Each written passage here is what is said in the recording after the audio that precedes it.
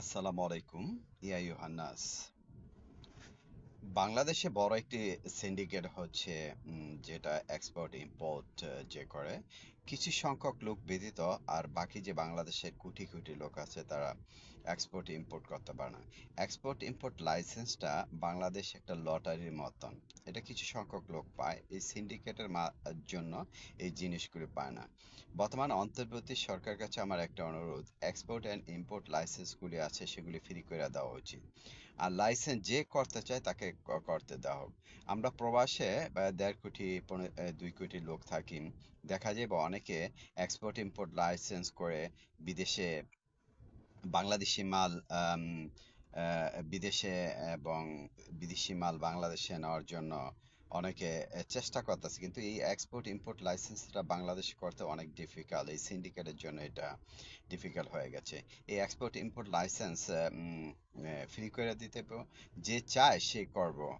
আর যে যে দ্রব্য আছে, যে কোনো জিনিস আছে, বাংলাদেশের দ্রব্য বাহিরে এক্সপোর্ট করব এবং বাহির থেকে বাংলাদেশে ইম্পোর্ট করব। আজকে কাঁচামাল হচ্ছে, শাকসবজি আছে, ফল ফ্রুট আছে, অন্যান্য যে জিনিসপত্র আছে, বাংলাদেশে অনেক জিনিসপত্র আছে বাইরে আমরা ইম্পোর্ট করতে পারি। হ্যাঁ, এটা আমি একবার চেষ্টা করছিলাম কিন্তু এই সিন্ডিকেটের জন্য পারি নাই। হ্যাঁ, তাই এটা ফ্রি করে দেওয়া হোক। এক্সপোর্ট ইম্পোর্ট এবং প্রত্যেকটা যে লাইসেন্স আছে সেগুলি ফ্রি করে দেওয়া উচিত।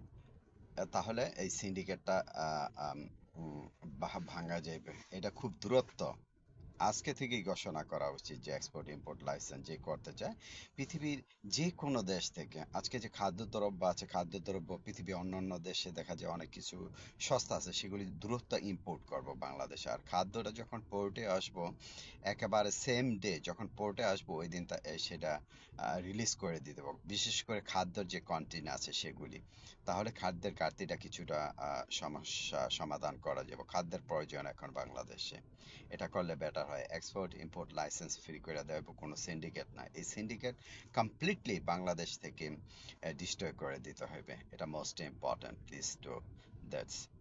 নতুন একটা আইন করা হোক, কোনো এক্সপোর্ট ইম্পোর্ট লাইসেন্স করতে হলে কোনো কিছু লাগবে না। যার ১০ লাখ টাকা আছে, ২০ লাখ টাকা আছে, যার যত ক্যাপিটাল আছে, শুধু লাইসেন্স করবো, সে কোন দ্রব্য বাংলাদেশে আনবো সেটা নিয়ে আসবো, অথবা বাংলাদেশ থেকে অন্য দেশে এক্সপোর্ট করবো। এটা ফ্রি করে দেওয়া উচিত।